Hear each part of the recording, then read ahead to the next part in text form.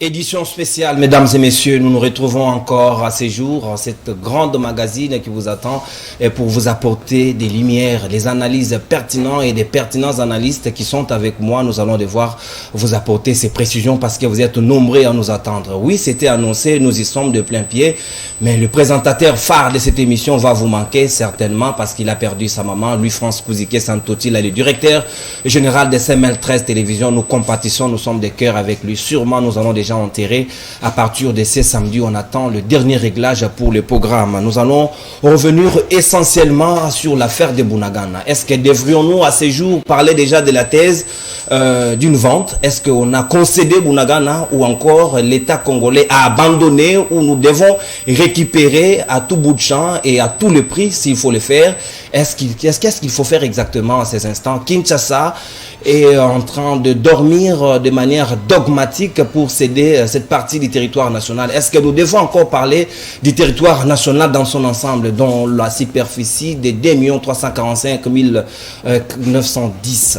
Est-ce que c'est 410 ou c'est 910? À vous-même de choisir comme vous voulez, parce que le livre varie, mais moi je retiens 410. Donc c'est ça la superficie de la République démocratique du Congo. Est-ce que sans Bunagana, devrons-nous continuer à considérer que le territoire national est dans son intégralité? Est-ce qu'à Kinshasa, quelle est l'attitude des autorités? Comment ils s'y prennent? Est-ce qu'ils prennent leur temps à se concentrer, à se focaliser sur cette épineuse question qui devrait normalement nous faire manquer le sommeil? Et aussi, on va revenir à ces 15 septembre 2022 parce que c'est la rentrée parlementaire. Où en est-on? Parce que on en parle de l'affaire de la dénonciation de Martin Fayoulou de 21 000 $ que toucherait un député national. Je ne sais même pas s'il faut encore parler des conditionnels du moment où certains députés ont affirmé qu'ils touchent réellement associés aux invisibles et ces montants.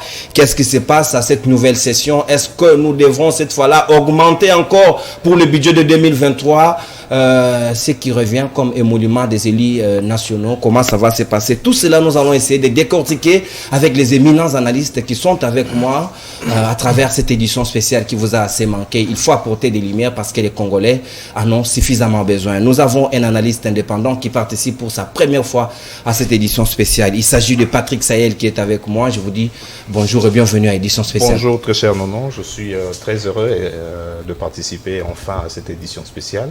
J'espère que je vais d'abord dire bonjour aussi à mes co-débatteurs qui sont avec moi sur le plateau et bonjour aux téléspectateurs qui nous suivent depuis la maison et ceux qui vont nous suivre sur Internet. Je pense bien qu'on va passer un bon moment où le débat sera républicain et puis ça sera pour l'évolution du pays, pourquoi pas.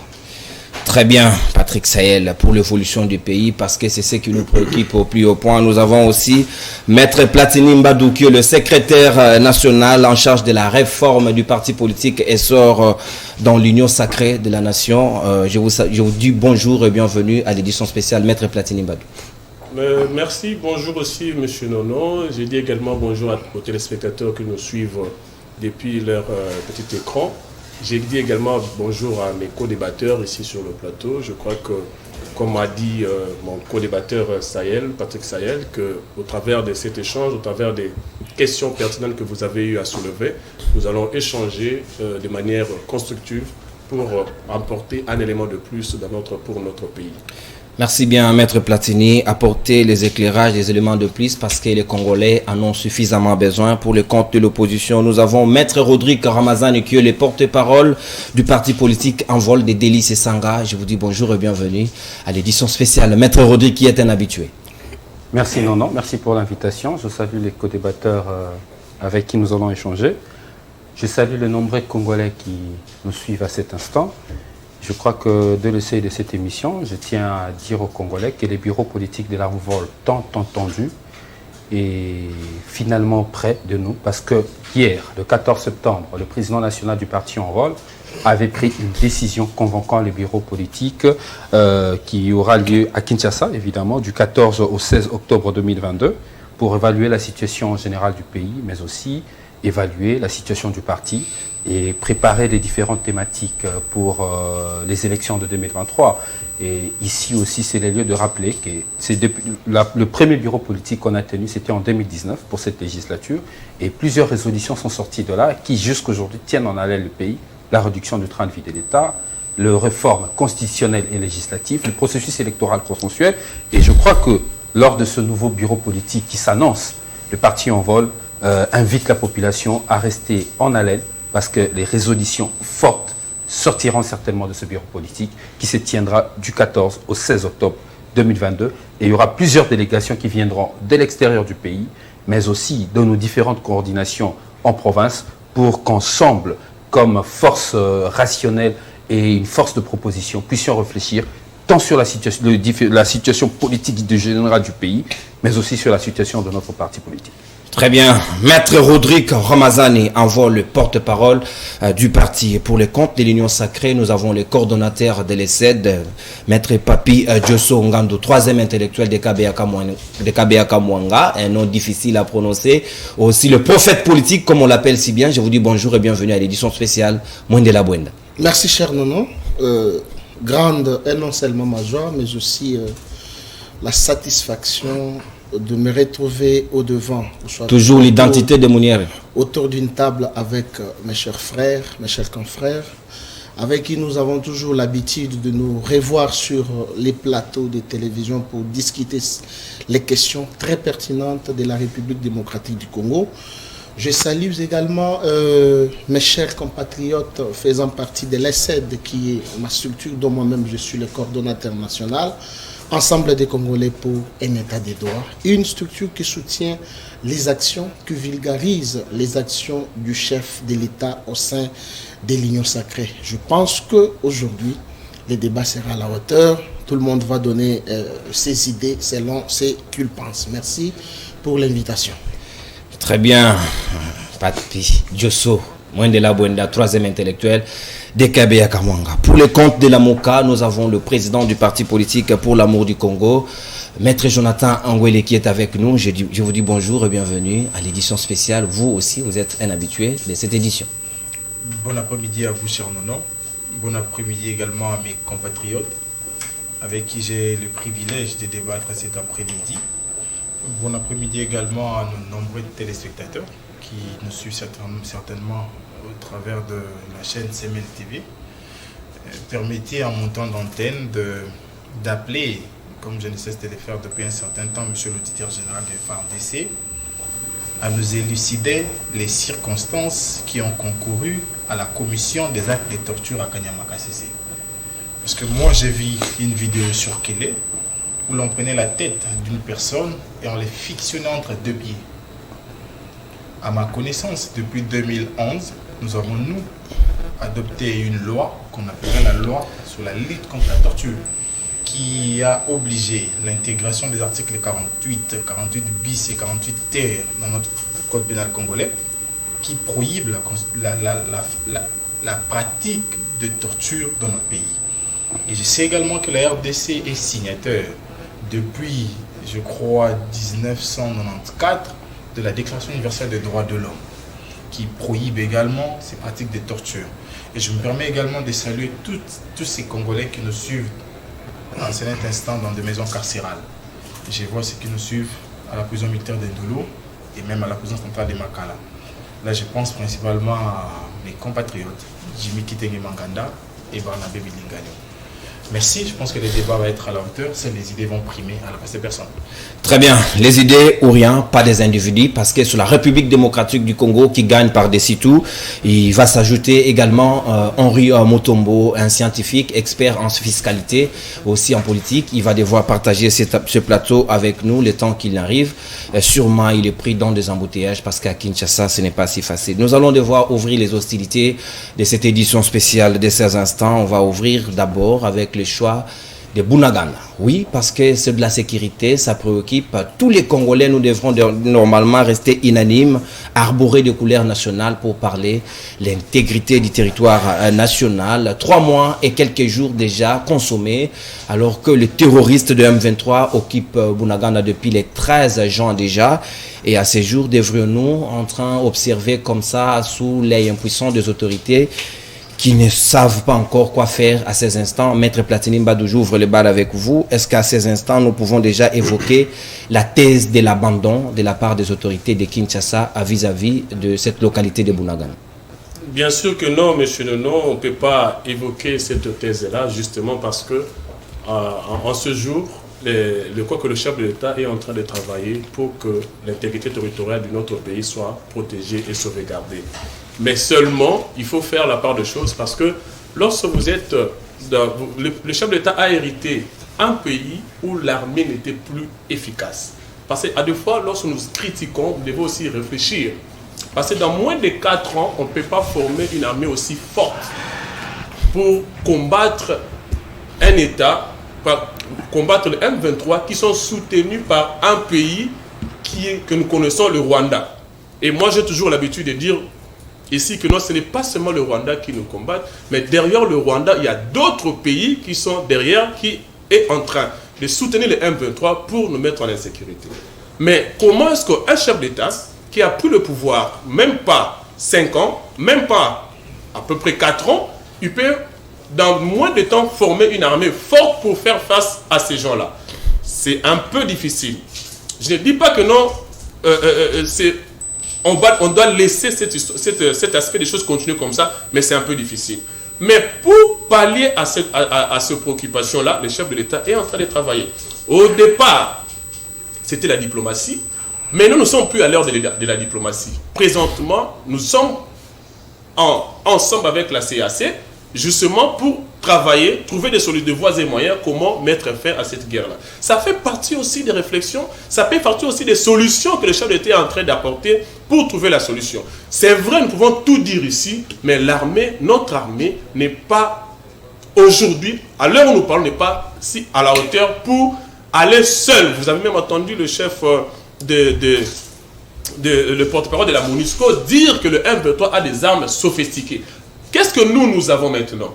Nous sommes sous l'embargo, premièrement. Deuxièmement, l'armée a été infiltrée jusqu'à son intérieur. Donc pour bouter dehors les terroristes de M23, la RDC doit sans nul doute compter sur l'appui de l'EAC.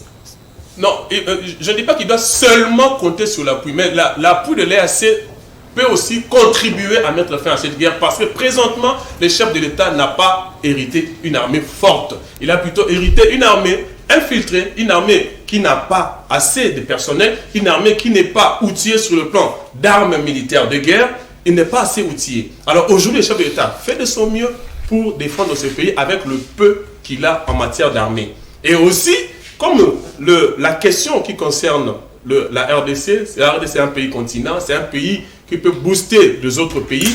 Les autres pays d'Afrique, ils ont trouvé nécessaire de venir tout autour du chef de l'État pour créer une force de manière à ce qu'on puisse pallier à cette situation. Regardons comment ça va, qu'est-ce que ça va donner et ça va permettre à ce que le pays puisse aller de l'avant. Donc, prenons notre mal en patience. C'est important parce que nous avons fait 18 ans, on n'a pas formé l'armée. Nous avons fait 18 ans sans équiper l'armée. Aujourd'hui, dans 4 ans, dans 3 ans, on ne peut pas. J'aime bien quand les gens disent que... Donc s'il faut patienter, une année après, que Bunagana soit toujours occupé, il faudra patienter. Il fallait maintenant que les gens qui avaient signé des contrats, lorsque Bunagana a été occupé dans le passé, qui nous disent qu'est-ce qu'ils avaient fait pour libérer Bunagana. Parce qu'aujourd'hui, entre guillemets, les M23, entre guillemets, le Rwanda réclame cette partie-là. Il fallait qu'ils viennent nous dire qu'est-ce qu'ils avaient signé comme accord. Et aujourd'hui, parce qu'on dit les hommes passent, les institutions restent.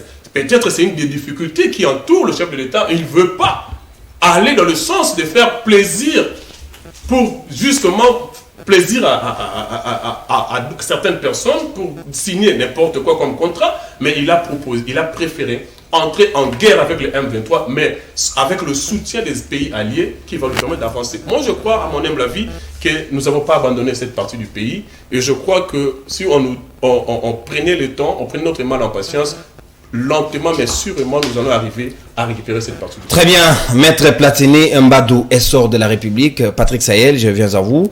Vous êtes un analyste indépendant. Est-ce que de manière froide, nous pouvons aussi dire que l'État congolais est en train de fournir beaucoup d'efforts pour récupérer cette partie du territoire national? Merci pour cette bonne question. J'ai entendu Maître Mbadou dire que il a dit deux choses avec une contradiction assez énorme. Premièrement, il dit le chef de l'État a hérité d'une armée quasi malade. À la limite faible. Okay. Et au même moment, il dit le chef de l'État est en train de fournir beaucoup de fer. Il fait de son mieux pour que les choses évoluent.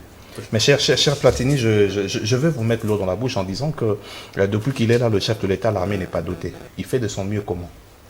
il n'a pas doté cette armée depuis 4 ans. Le militaire n'a pas de tenue. Le militaire s'achète au besoin sa tenue. Mais je ne sais pas comment vous dites que le chef de l'État fait de son mieux. Cher ami Nono, Bounagana, pas plus tard qu'avant-hier, Bounagana a fêté 3 mois entre les mains des Rwandais. Il y a unanimité.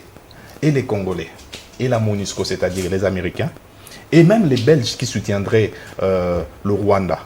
Tous, nous acceptons que c'est le Rwanda qui attaque la RDC, et même l'Ouganda aussi. Est-ce que M. Platini, et vous et M. Tshisekedi Félix, vous comprenez que Bounagana est un coin stratégique? Est-ce que vous savez aussi, comme moi, que Tshisekedi avait signé un accord avec l'Ouganda pour un chemin qui devait partir de la RDC jusqu'en Ouganda, passant par Bounagana? Aujourd'hui, qui assiège Bounagana? Cher ami, c'est un secret polichinelle, c'est le Rwandais. C'est l'Américain derrière le Rwandais. Et ça déjà, Kinshasa l'a dit à maintes reprises, le président de la République l'a dit, c'est le Rwanda. Et même la MONUSCO a dit ça. Mais qu'est-ce qui n'a pas été fait pour Bounagana? Quel accord on n'a pas signé? Nous avons vu le président en Angola, c'était la même chose. Nous avons vu le président au Kenya. Qu'est-ce qui a marché? Et pas plus tard que le début de cette semaine, on a vu Vital Kamerhe partir de ce côté-là et parlant de Bounagana. Il a même fait un raccordement disant qu'il est allé pour chercher la paix entre le Congo, Ouganda et le Rwanda. Nous avons une armée qui n'est pas outillée.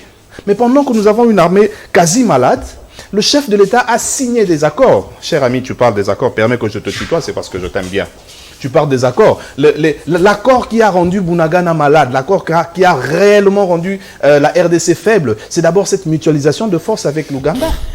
Combien de fois on va vous dire que Kagame, c'est un enfant de main des Américains, mais formé par le président ougandais, comment il s'appelle?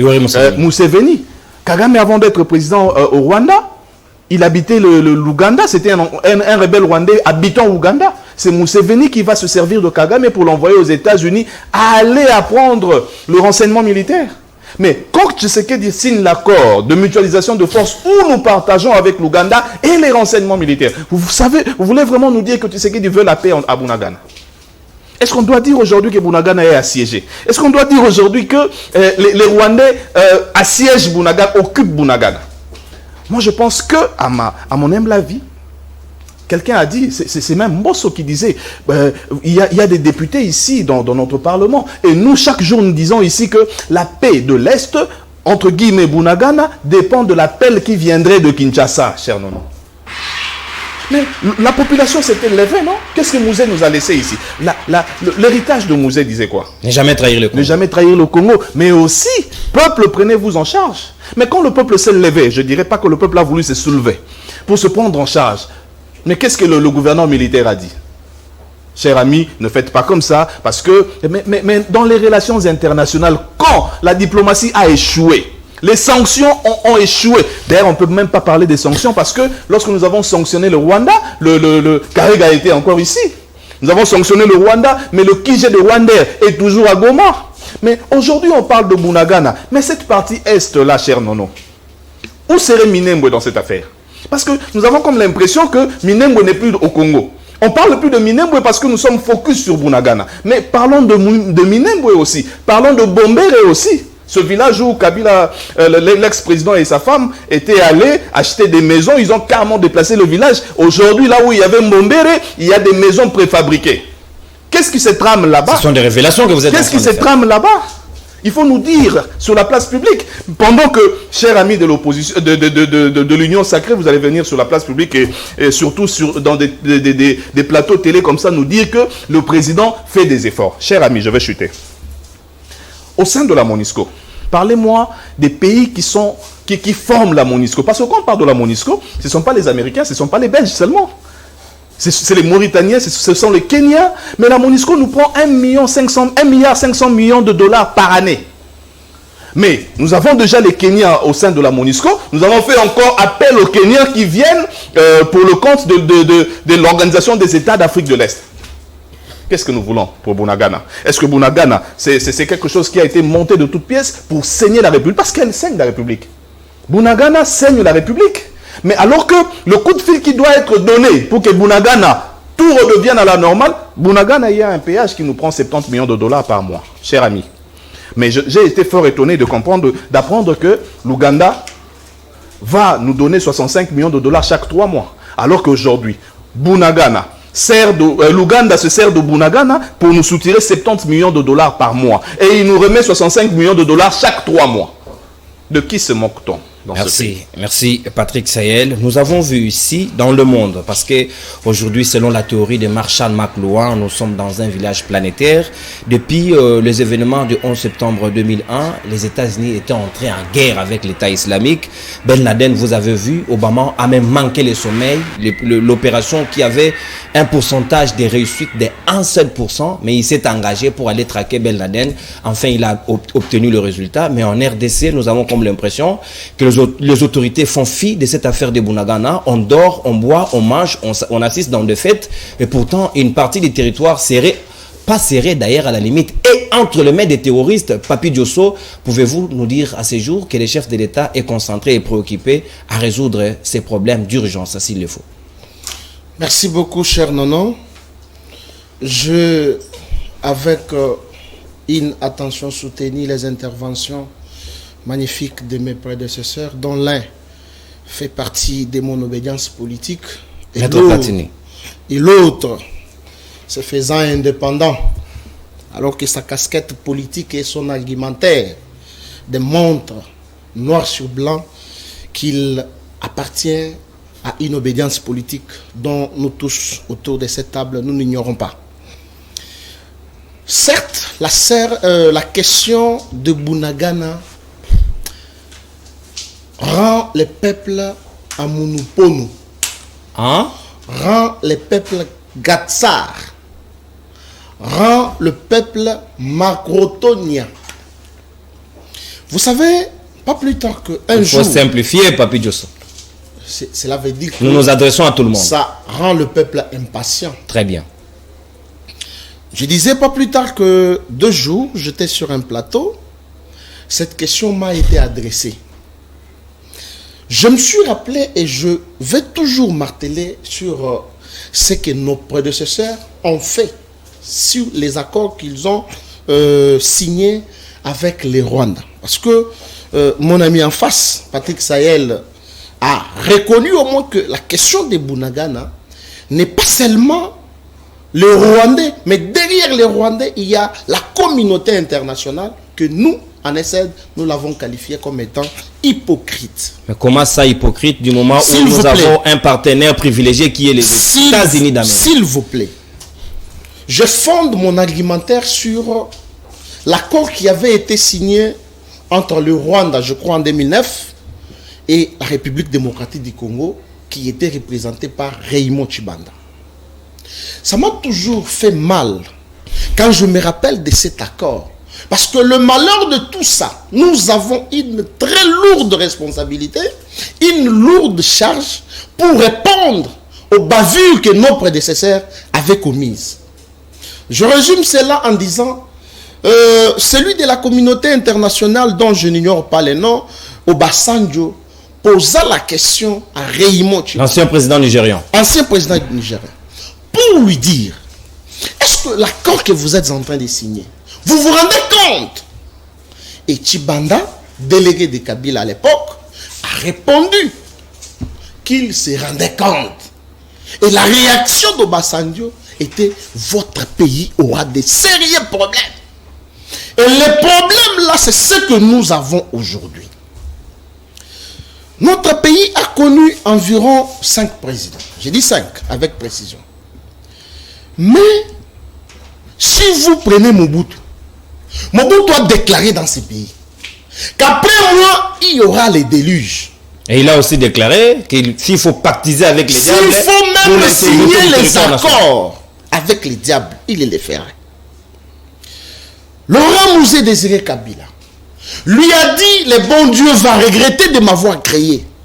Je ne sais pas dans quel contexte il avait dit. Et lorsque Tshisekedi arrive au pouvoir, Félix, c'est de lui dont je parle, il organise une manifestation au stade des Martyrs. Il prend la parole pour dire, oh Dieu, Je remets entre tes saintes mains la République démocratique du Congo. Nous avons un président passeur. S'il vous plaît. J'annule toutes les mauvaises paroles qui ont été décrétées pour ces pays. Quelles sont ces paroles? Celles que je viens de vous dire ici. Et Dieu, dans son trône, il a dit, Félix, je vais vous montrer tous les ennemis du Congo et ils seront déstabilisés. Félix décrète l'état de siège. L'état de siège nous révèle qu'il y avait 56 localités entre les mains des rebelles. Il était l'état de siège, on ne pouvait pas en savoir. Mon cher ami, le président de la République, pour répondre à votre question, ne dort pas jour et nuit. Vous savez pourquoi? Parce que nous ne pouvons plus venir à la télévision avec les questions sécuritaires pour dire, voilà, nous allons faire ceci, nous allons faire cela. Non. Vous avez vous-même vu lorsque notre ministre ayant la défense et la sécurité nationale dans ses attributions était allé en reçu pour l'achat des armes, pour conclure des accords sur la sécurité. Mais c'était au su de tout le monde. Et la population, même certaines personnalités politiques ont publié ça sur les réseaux sociaux. Ce qui n'est pas bien. Et selon les informations à notre possession, même la République du Rwanda est allée aussi de l'autre côté pour démontrer les armes qu'ils vont acheter. C'est comme ça que nous avons changé l'attitude de ne pas mettre sur la place publique les stratégies sur la sécurité. Je vous ai toujours dit, en ma qualité du prophète politique, Bunagana ne sera plus entre les mains de nos adversaires. Combien de temps encore il faut terroristes. Je vous dis, il n'y aura pas dans pas longtemps. Vous parlez comme Jésus, il revient bientôt. J'ai dit toutes les prophéties politiques que moi, Papi Diosso, l'intellectuel de Kabeka, moi j'annonce, elles se réalisent. Je vous dis, Bunagana sera pris d'assaut. Parce que ce que notre armée a fait ces 2 derniers jours, on ne peut pas le dire. Kamere a dit hier qu'il se retire. Vous vous demandez, il y aura des assauts, vous avez des options différentes. Kamere se retire d'où? Il demande aux terroristes de M23 de se retirer de Bunagana. Mais c'est un Congolais comme tous les autres, il n'a pas reçu le mandat du gouvernement. Il est allé faire, je ne sais pas moi, voir sa famille parce qu'il a fait environ 2 ans en prison et il fallait qu'il se rende là-bas pour visiter sa famille biologique. C'est un homme politique, il peut aussi émettre un avis qui ne peut qu'engager lui. Et donc, je chute pour vous dire que Monsieur le Président de la République et tout son gouvernement mettent toute l'énergie en place pour la récupération des Bunagana. Que la population congolaise ne soit pas distraite par certains propos de ceux qui se disent de l'opposition ou soit la résistance. Ils doivent mettre leur foi non seulement en Dieu, mais aussi en notre chef d'État, parce qu'il fournit des efforts pour que Bunagana soit récupéré des mains de M23. Maître Papi Diosso Mwendela Bwenda, c'est votre analyse, à chacun ses analyses, c'est aussi ça la beauté de la démocratie dans un État dit des droits. À Maître Rodrigue Ramazani en vol à ces jours. Est-ce que Kinshasa dorme sur son oreiller pour dire que Bunagana doit encore patienter pour très bientôt? Les opérations, l'assaut, comme annoncé par Maître Papi Diosso, nous pouvons assister à cet événement tant attendu par les Congolais. Merci, très cher Nono. Je crois que j'ai suivi les interventions de la majorité venant de Maître Platini et puis Maître Diosso, tous deux des lignes sacrées. Je retiens de Maître Platini, Cécile dit le président de la République a trouvé une armée faible. Il rajoute, il dit le président de la République a trouvé une armée non équipée. Une armée faible. C'est tout à fait en contradiction avec ce que le président de la République avait dit au seuil de sa prise de fonction. Vous vous souviendrez, je crois que nous sommes en France, le président de la République disait ceci exactement, expressis verbis, que je trouvais une armée compacte, bien formée, et organisée que mon prédécesseur m'a légué. Je ne sais pas, lorsqu'il se disent être communicateurs du pouvoir, de l'union sacrée, ils se fondent sur quelle base? Est-ce qu'ils sont contre le propos du président de la République? Ou ils sont pour ce propos? Parce que le président de la République est en contradiction avec son communicateur ici, et les Congolais, ce que je viens de dire, est de notoriété publique. parce que le président l'a dit sur la place publique, mais je ne veux pas rester là. L'armée était faible, Maître Platini-Bantou. Par quel miracle le président de la République, arrivé au pouvoir, il décide, il trouve une armée faible, selon vos propos, contre celui du président de la République, il décide de décréter l'état de siège. Je veux comprendre, nous parlons de politique publique. Nous parlons de questions qui sont suffisamment sérieuses.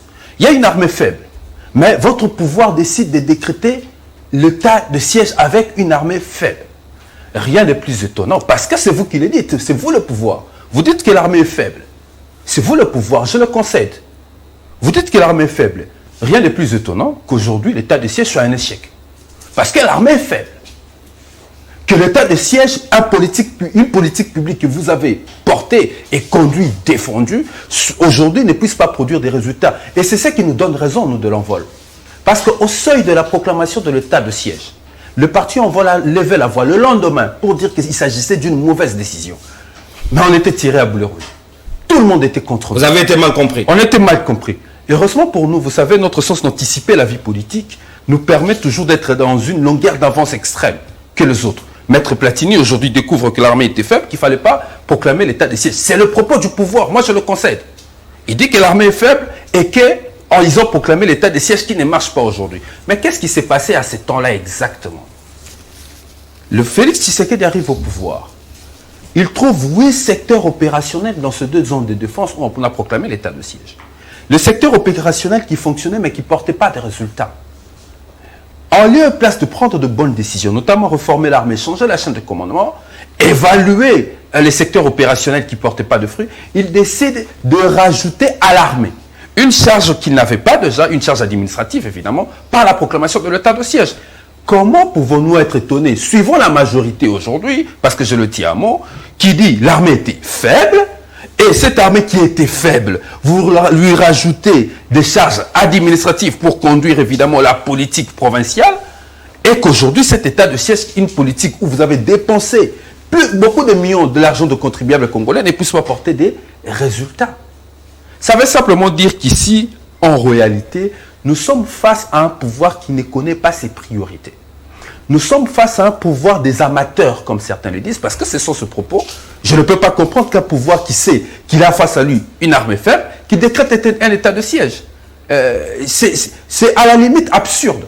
Parce que c'est le pouvoir qui le dit. Moi, je dis que le pouvoir, certainement, comme ils sont mandatés par le pouvoir... Mais à la place, que devraient faire les pouvoirs du moment où ils savaient que l'armée était... Si on doit partir selon si cet vous m'avez argumentaire. très bien suivi, j'ai dit qu'il fallait évaluer les 8 secteurs opérationnels qui ne portent pas de fruits. Parce que vous vous souviendrez que le ministre de la Défense et le chef d'état-major qui étaient entendus par la commission défense et sécurité à l'Assemblée nationale ont révélé que l'état de siège a été proclamé sans planification, mais dans une situation atypique. C'est pas étonnant que nous... Donc ça veut dire quoi en réalité? C'est parce que les Congolais doivent comprendre. Le chef d'état-major et le ministre de la Défense se sont réveillés un bon matin. Le président de la République a décrété l'état de siège. Et la preuve, pour que l'état de siège, dans l'ordonnance entrée en vigueur à la date de sa signature, pour que l'état de siège soit mis en application, on a attendu plusieurs mois après. Et même les gouverneurs militaires sont partis en retard parce qu'il fallait colmater le brèche. Il y avait déjà une décision. En réalité, c'est ce que je soulève comme problème. Il y a eu un problème d'amateurisme. Il fallait évaluer. Après évaluation, prendre des mesures adéquates, notamment réformer notre armée. Après la réforme, changer la chaîne de commandement. Et au besoin, commencer par les changements de chaîne de commandement, faire des permutations pour rendre les secteurs opérationnels plus vivaces et ensuite réformer notre armée. Parce que notre armée, depuis la toute dernière réforme, on a subdivisé en zone de défense, secteur opérationnel, ainsi de suite. Il faut le revoir pour voir comment canaliser une politique publique. Mais le vrai problème aussi, je l'ai encore dit ici, il s'agit des priorités en termes de gouvernance. Lorsque vous avez une présidence de la République avec 1018 membres, qui coûte 1018 membres, qui coûte à la République 400 millions de dollars, même budget que l'armée sous le LOFIP 2022. Où sont placées les priorités de la République? L'armée budget, avec aujourd'hui, c'est évalué à 129 000 éléments, j'aurais appris. La présidence de la République avec 1018 membres a le même budget. Et M. Platini-Bantou, maître Platini-Bantou, est étonné que l'armée n'est pas outillée, que l'armée n'a pas de logistique. Le problème ici, c'est votre pouvoir. Il ne suffit pas de décrier, il ne suffit pas de condamner. C'est votre pouvoir qui dirige aujourd'hui. Kabila est parti. Qu'est-ce que vous avez fait après 4 ans avec l'argent du contribuable? Parce que cette question, c'est le 13 parlementaires qui l'ont posée à l'époque à Mobutu. Que faites-vous de l'argent du contribuable aujourd'hui?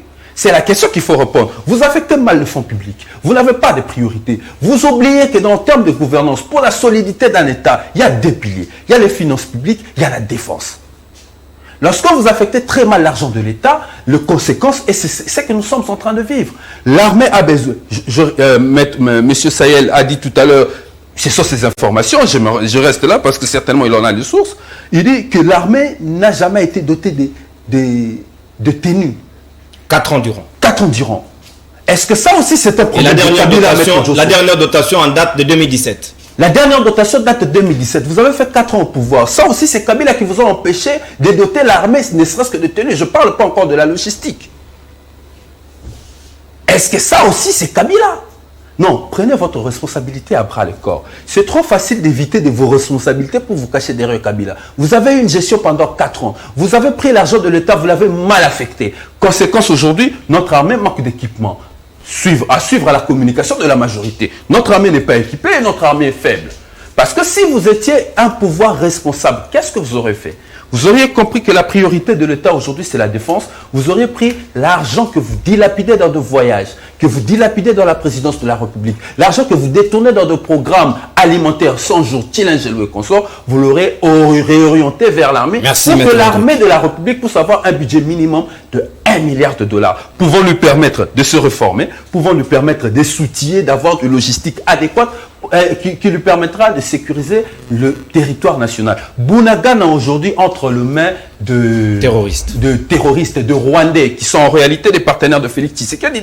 Il a dit que le Rwanda sont des partenaires privilégiés de son pouvoir. Il nous les a démontrés à travers plusieurs accords bilatéraux qu'ils ont signés. Aujourd'hui, j'apprends même que notre gaz méthane de Kivu est exploité par le Rwanda, n'est-ce pas? Le problème aujourd'hui, c'est vos priorités. Vous n'avez pas de priorité. 30 secondes. Le problème aujourd'hui, c'est votre naïveté diplomatique. Vous avez une diplomatie naïve. Vous avez ouvert le corridor. Vous avez cédé l'Est de notre pays au Sud-Soudan. Savez-vous le défi qui nous attend dans les années à venir entre nous et le Sud-Soudan? C'est la guerre de l'eau qui va arriver. C'est la guerre de l'eau qui va arriver. Mais vous permettez au Sud-Soudan d'introduire ces éléments dans notre pays et de supporter les charges des opérations. Dites-nous, quelles sont les contreparties? Parce que tous les États de l'EAC qui arrivent ici dans notre République, il faut dire aux Congolais, chaque État va supporter les charges des opérations.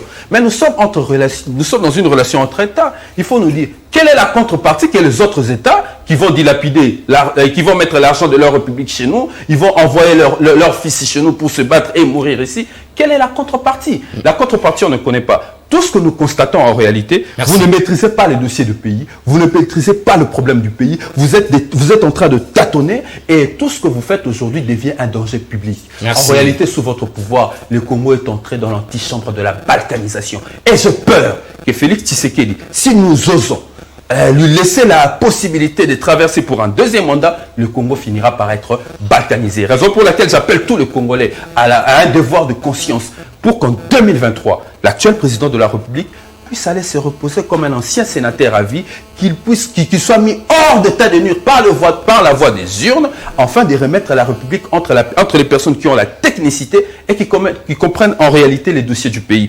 Pas des amateurs que nous voyons aujourd'hui. Merci bien. Soit la paix totale, soit la guerre totale. C'était la thèse de Kinshasa, soutenue par le président de la République, avec les terroristes du M23. C'était d'ailleurs qualifié comme ça. Avant, c'était un mouvement rebelle. On les a qualifiés de terroristes. Avec les terrorismes, ça ne négocie pas. Nous avons reçu ici le secrétaire d'État américain. Il est allé au Rwanda. Il nous a départagé pratiquement dos à dos. Maître Jonathan Ngwele, n'est-ce pas aussi l'hypocrisie de la communauté internationale qui s'est immiscée dans cette affaire et aussi parfois la nonchalance de Kinshasa qui ne comprend pas les enjeux de l'heure? C'est pourquoi nous en subissons. Merci, cher Nono, de la question. Baissez un peu votre micro, si possible. Merci pour la question. D'entrée de jeu, j'aimerais bien permettre aux Congolais de lire avec moi l'ordonnance loi numéro 22/003 du 7 janvier 2022 fixant les attributions et compétences des ministères.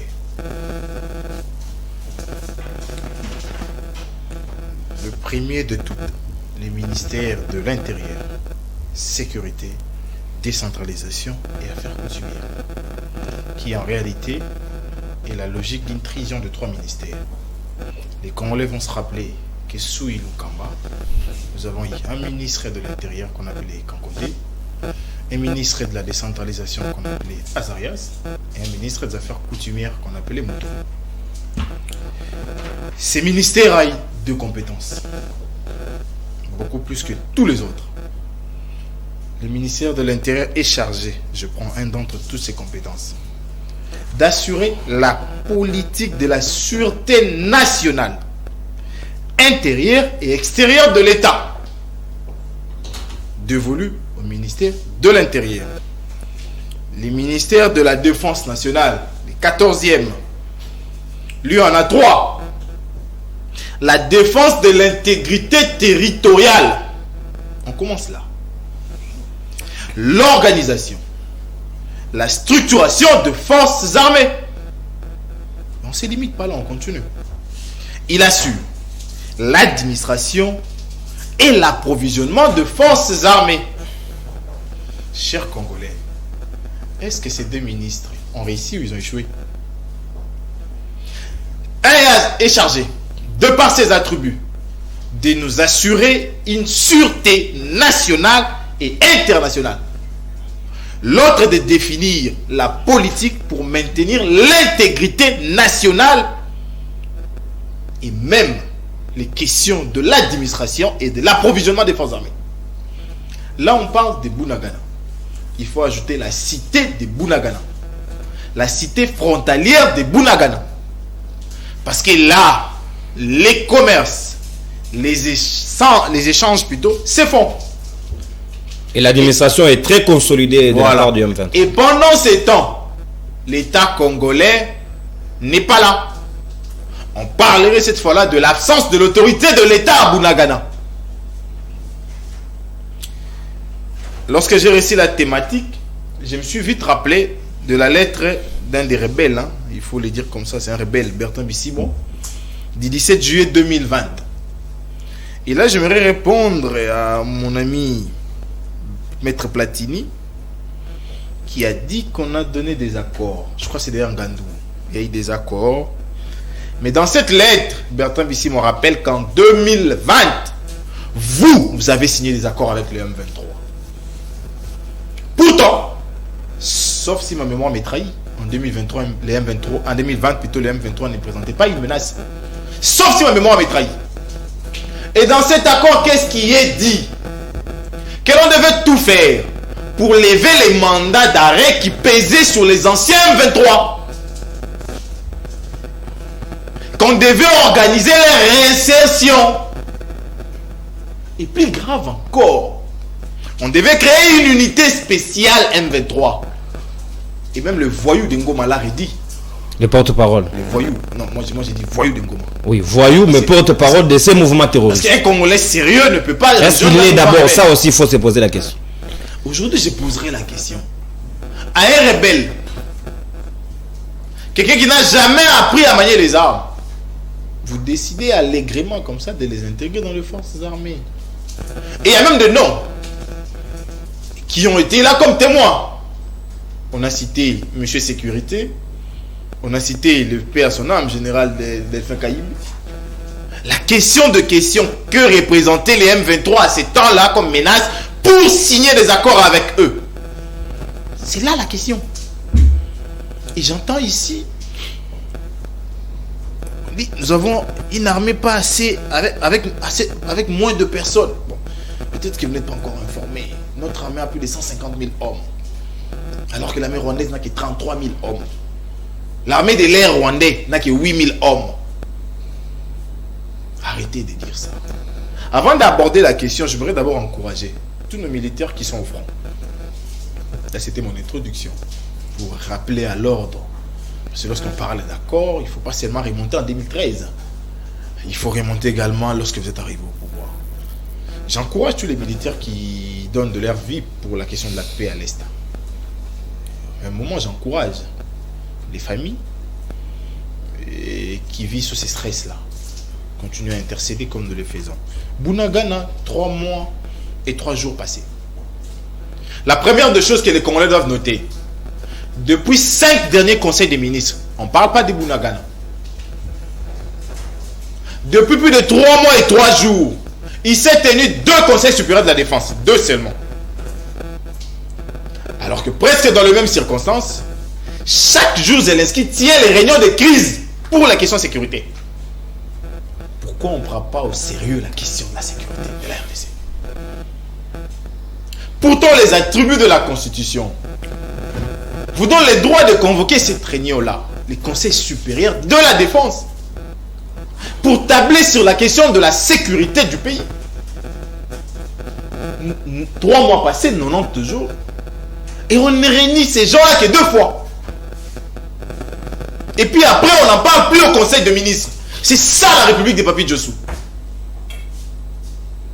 Mais lorsqu'il faut parler voyage, on est d'accord. C'est à tout moment. Au pays. Donner l'argent, pas. Mais la question de la paix devait être en réalité la leitmotiv de votre gouvernance. J'imagine que Zelensky n'a pas de date d'anniversaire. Zelensky n'a pas de proches parents. Zelensky n'a pas le droit de fêter. Mais lui, au moins, il prend la mesure de l'action. Il refuse de fêter. Mais vous, c'est les fêtes chaque week-end. Pourtant, des compatriotes perdent leur vie. Et même les ressources du pays. J'apprends plus de 75 millions de dollars qui partent chaque mois. Chaque mois. La conséquence est laquelle? Vous avez échoué avec la mutualisation des efforts. En prenant pour chef de commande le fils Museveni, qui nous a dit carrément que j'appellerai Kagame mon oncle. Il a choisi son camp. Vous imaginez? Et vous allez encore plus loin. Vous allez dans la East Community Africa. Je l'ai dit, nous sommes allés de manière bête. Pas de termes forts. Non. Comment accepter les Soudans du Sud, qui aujourd'hui est à 2, est capable de ramener la paix chez eux? Ils vont ramener la paix au Congo? Posons-nous cette question-là. Aujourd'hui, l'Ouganda nous a laissé les cimetières le plus long en RDC. Ils ont payé 65. Avec autant de morts. Et ce sont ces mêmes personnes-là qui vont aujourd'hui nous aider à amener la paix. Comment nous pouvons-nous être en mesure de crier à l'aide alors que nous sommes mieux positionnés en Afrique que tous ces États? Tant à l'époque du sénateur Avion, nous étions 8e. Tant maintenant, nous sommes 11e. Tous ces 7 États de la East Community africaine sont après nous. Ça veut dire qu'en réalité, on peut mettre fin à cette situation d'insécurité. Mais la question qu'il faille se poser. 30 secondes. Je vais d'ailleurs citer par là. Nous devons ramener la paix. Mais par des décisions courageuses. Vous vous rappelez en son temps, en 2013-2014, il lui fallut qu'on descende là-bas avec... Moi, je l'appelle l'équipe choc. Hein. Je ne sais pas si vous en avez aujourd'hui. Didier Toumba, Baouma, Mamadou Ndala. Avec l'opération Pomme Orange. Pomme Orange. Pour nous ramener Goma. Et plus grave encore, Goma n'a été pris que pour 4 jours. 4 jours seulement. Mais aujourd'hui, nous sommes à plus de 93 jours. Et je suis à l'aise. Et il va même citer Bomatondolo. Il va même sortir. Bomatondolo, c'est-à-dire? Il y a quelqu'un qu'on appelle désormais Bomatondolo. C'est Moukwatombolo.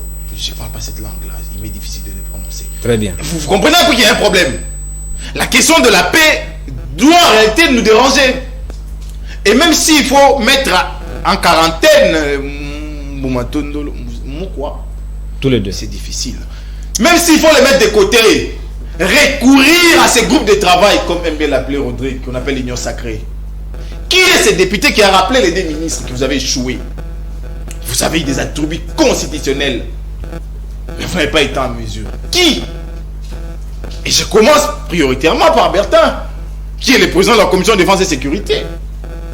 Est-ce qu'il a appelé les ministres de la défense ou de l'intérieur pour dire, monsieur le ministre, vous avez les attributs, mais vous n'avez pas été en mesure? Pourquoi ils ne les font pas? Merci, Comme maître Jonathan. compatriote, moi qui ne paye que les impôts, qui peut-être va me concentrer de manière spirituelle pour encourager nos militaires, Je ne peux que me limiter là. Mais ceux qui détiennent les attributs du pouvoir, ils doivent agir de manière courageuse. Très bien, Maître Jonathan, agir de manière courageuse, c'est ce qu'il faut faire de ces instances selon la pertinence et la perspective de Maître Jonathan Angolé de Lamuka, la résistance. Maintenant, vous allez revenir autour de ce sujet pour apporter des précisions, aussi rebondir s'il le faut. 2 minutes chacun, ça je vous l'accorde, mais en même temps je vous associe à la deuxième thématique pour qu'on y aille de manière méthodique.